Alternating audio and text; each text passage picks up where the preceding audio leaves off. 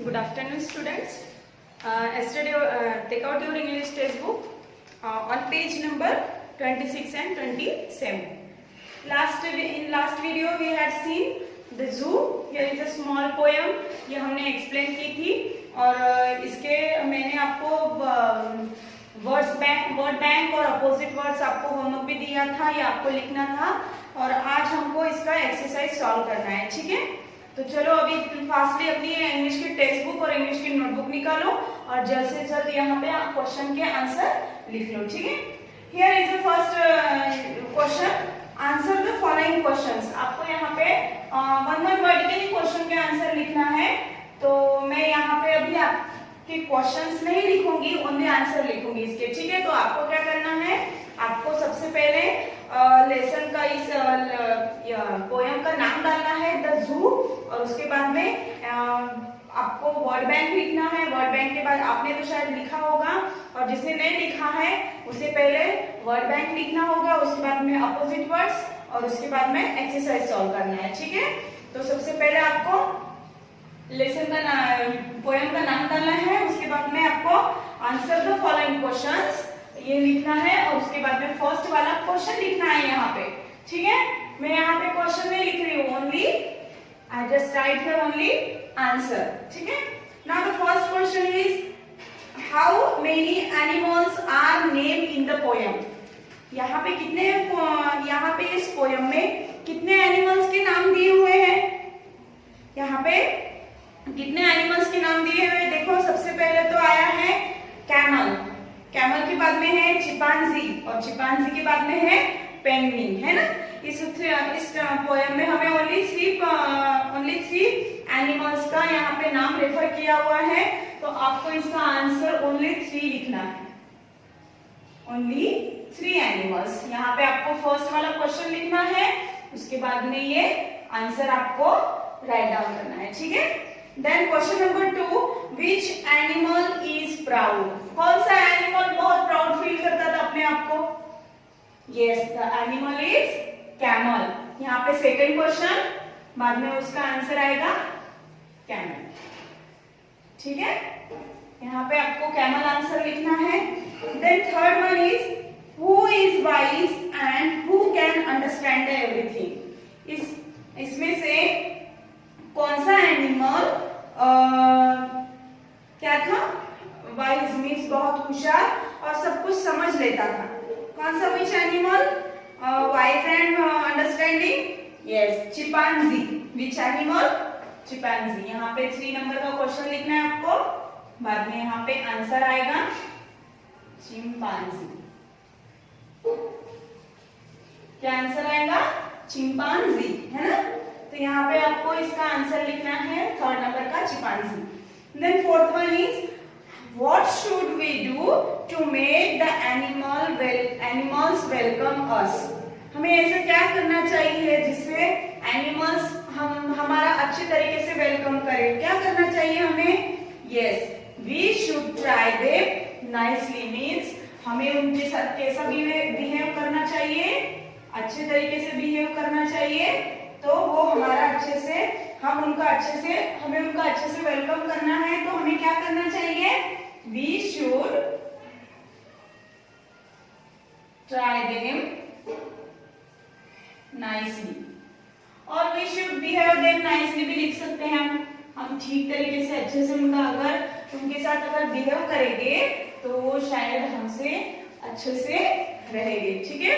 Then question number B, here question number B is complete the table by giving one rhyming word from the poem for each। यहाँ पे आपको एक दिया हुआ है rhyming word और बाकी के आपको यहाँ पे पोयम में से देख के उसके राइमिंग वर्ड्स लिखना है, ठीक है। तो अभी आपने आई थिंक ये लिख लिया होगा, तो इसके बाद में आपको यहाँ पे इसके राइमिंग वर्ड्स लिख के देती हूँ।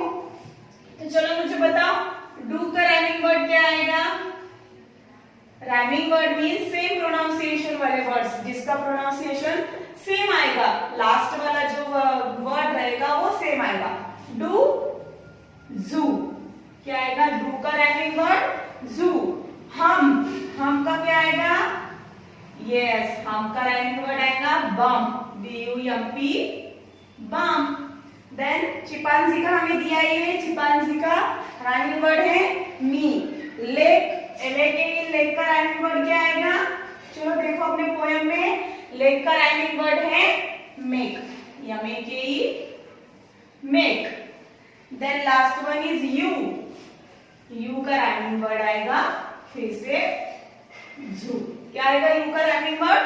जू। डू का राइमिंग वर्ड है जू, हम, बम, लेक, मेक, यू, जू।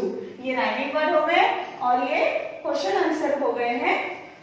ठीक है, then next let us learn grammar. अभी आपको ग्रामर पे देखना है। यहाँ पे ग्रामर में क्या दिया हुआ है कि यहाँ पे जो अपोस्ट्रोफी आएगा, जो वर्ड दिया रहेगा, अगर उसमें आपको अपोस्ट्रोफी आया तो वहां पे कोई तो भी एक लेटर मिसिंग रहेगा। उसका मीनिंग हमें क्या समझना है कि वहां पे उसको शॉर्ट में लिखा हुआ है, मीन्स इसका मतलब वहां पे कोई लेटर मिसिंग है, something is missing there. So देखो यहाँ पे क्या बोला है, something we make a word shorter by removing some letters.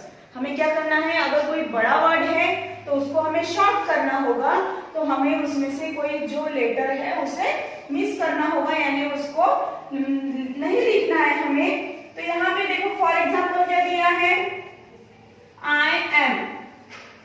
तो इसको हम शॉर्ट में कैसे लिख सकते हैं, एम। मीन्स यहाँ पे कौन सा लेटर मिस हुआ है, एम, और इस ए यहाँ पे मिस किया है हमने, और उसके जगह पे हमने यहाँ पे एपोस्ट्रोफी दिया है और यहाँ पे हमने एम लिखा है ना।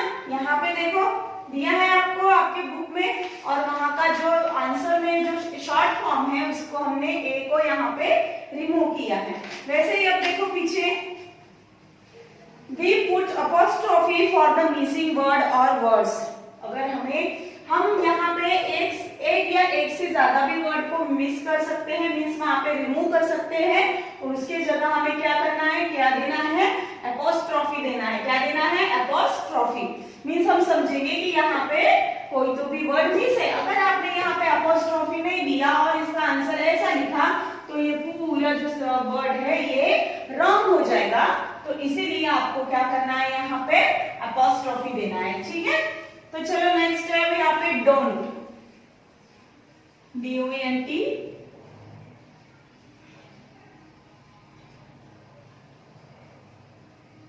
डोंट है, ठीक है। यहाँ पे डू NOT चाहिए है ना, तो यहाँ पे डोंट दिया हुआ है, तो यहाँ पे which letter is missing here, यहाँ पे एपोस्ट्रोफी दिया हुआ है। यहाँ पे एक, इसका मतलब यहाँ पे कोई तो भी एक अल्फाबेट, कोई तो भी एक लेटर यहाँ पे मिस है, तो यहाँ पे इसका आंसर क्या आएगा, डू नॉट। अब नॉट का स्पेलिंग आपको पता है, NOT नॉट, बट यहाँ पे क्या है, ओनली NT है, तो यहाँ पे आपको NOT नॉट लिखना है, और इसका ट्रांसफर हम in short form we can write as it is, है ना। हम इसका शॉर्ट फॉर्म ऐसे लिख सकते हैं और इसका लॉन्ग फॉर्म हम ऐसे लिख सकते हैं। Then next one is he is. यहाँ पे ही एपोस्ट्रोफी दिया हुआ है, मीन्स यहाँ पे हमने आपको एपोस्ट्रोफी दिया है, इसका मतलब यहाँ पे ही के बाद में एक लेटर, एच के बाद में यहाँ पे कोई तो भी एक लेटर मिस है, तो आप यहाँ पे एस है, तो इसका मतलब यहाँ पे क्या आएगा, ही इज आएगा, तो यहाँ पे आई लेटर मिस रहेगा। तो देखो यहाँ पे ही इज। आपको पता होगा, मैं लास्ट ईयर देखा है कि जब भी हम ही, शी, इट का यूज करते हैं, ये प्रोनाउंस यूज करते हैं, उसके बाद हम कौन सा वर्ब लगाते हैं, कौन सा हेल्पिंग वर्ब लगाते हैं, इज। जो सिंगुलर फॉर्म में होता है, शी, ही, इट, और किसी का नाम रहेगा, जब कोई एक का नाम रहेगा, राम या सीता, तो हम उसके बाद में क्या लगाएंगे, which helping verb we will use, is. हमें कौन सा वर्ब यूज करना है, इज करना है। He is, she is, it is, Ram is, Sita is.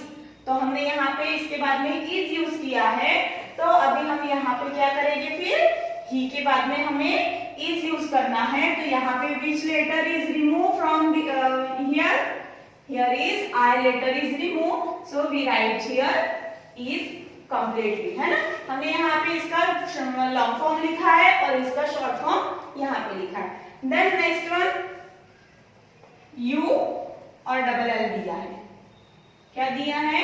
Double L, means यहाँ पे आएगा यू विल का स्पेलिंग। यहाँ पे दो लेटर मिस हुए। मैंने पहले ही आपको कहा था कि हम कभी भी एक या दो लेटर हम मिस करके यहाँ पे लिख सकते हैं। जैसे कि यहाँ पे यू विल है तो यहाँ पे दो लेटर मिस हुए हैं। कितने लेटर हमने यहाँ पे रिमूव किए हैं? दो लेटर। वैसे ही अभी यहाँ पे देखो,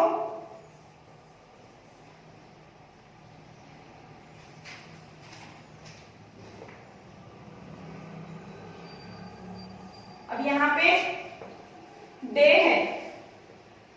अभी मैं आपको और एक एग्जांपल बता रही हूँ। ये दे है तो यहाँ पे हमने भी फिर से हमने यहाँ पे दो लेटर मिस किए हुए हैं और मिस की जगह हमने क्या लगाया है? यहाँ पे एपोस्ट्रोफी लगाया है। तो आप यहाँ पे क्या लिख सकते हो? उसका फुल फॉर्म दे हैव। तो यहाँ पे HA टू लेटर्स जो है, यहाँ पे भी टू लेटर मिस थे और यहाँ पे भी टू लेटर मिस थे। तो हमने यहाँ पे क्या लिखा है? यहाँ पे टू लेटर लिख के दिए हैं और यहाँ पे भी टू लेटर लिख के दिए हैं। जब भी अगर यहाँ पे डबल एल आएगा तो उसको आपको विल का स्पेलिंग लिखना है और VE आएगा तो आपको हैव का स्पेलिंग लिखना है। समझ में आया? जब भी आपको डबल एल आएगा तो आपको WILL विल का स्पेलिंग लिखना है और यहाँ पे HVE आएगा तो यहाँ पे आपको क्या लिखना है? HAVE हैव लिखना है। ठीक है, तो चलो अब नीचे देखते हैं हम कि यहाँ पे मैच द पेयर दिया है। एक इधर फुल फॉर्म दिया है और एक इधर शॉर्ट फॉर्म दिया है। तो यहाँ पे देखो फर्स्ट में क्या दिया है? I और M दिया हुआ है। तो बताओ मुझे क्या आएगा इसका match the pair full form में? Yes, very good, it's I M। यहाँ पे दिया है, देखो यहाँ पे दिया हुआ है I M, देन I अपोस्ट्रोफी दिया है, VE आया है। यहाँ पे VE आया है, इसका मतलब कितने लेटर्स मिस है? Two letters. तो आपको यहाँ पे क्या लिखना है? HAVE have. तो यहाँ पे देखो I have दिख रहा है क्या कहीं? यस, यहाँ पे आपको I have दिख रहा है। इसका हमने I am लिखा, इसका हमने सेकंड इसका I have। अब यहाँ पे इट्स दिया हुआ है। मैंने अभी आपको बताया था यहाँ पे कि he, she, it के बाद में हमें क्या लिखना है? कौन सा which helping verb we have to use? Yes, we have to use is। क्या लिखना है? हमें क्या यूज करना है? is यूज करना है। तो यहाँ पे भी क्या आएगा? फिर it के बाद में आएगा is। तो देखो इधर it is है क्या? Yes, here is it is। तो ये इट्स का लॉन्ग फॉर्म क्या आएगा? it is। देन you डबल एल आया है। you double L means you will। क्या आएगा? you will। तो यहाँ पे है you will। yes, here is you will।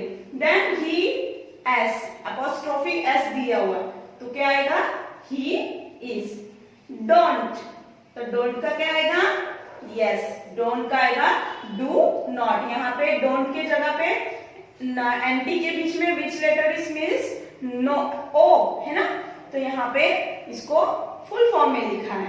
then can't, CANT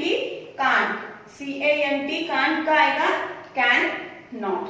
ठीक है, तो अभी आपको ये फिर से अच्छे से, बहुत इजी है, आपको ये यहाँ पे करना है मैच द पेयर।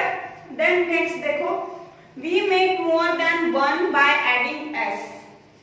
अब यहाँ पे आपको प्लूरल फॉर्म में इसको s लगाना है। जहां आपको अभी आपको ये पढ़ना है और इसको यहाँ पे आपको s ऐड करना है और यहाँ पे as it is ये वर्ड्स लिखना है। उसी तरह यहाँ पे आपको रिमूव s करना है। रिमूव s मीन्स यहाँ पे प्लूरल फॉर्म में ये वर्ड्स दिए हुए हैं तो इसको आपको सिंगुलर फॉर्म में लिखना है। मीन्स यहाँ पे एप्पल्स दिए हैं, आपको एप्पल लिखना है। सोप्स दिए हैं तो आपको सोप लिखना है और यहाँ पे आपको ऑरेंज दिया है तो यहाँ पे आपको ऑरेंजेस लिखना है। ठीक है, you understand everyone? So here is some homework for you. So you have to write in your notebook this exercise, page number 27. Then you have to write page number 28. ये आपको सब आपके नोटबुक में copy down करना है. ठीक है, thank you.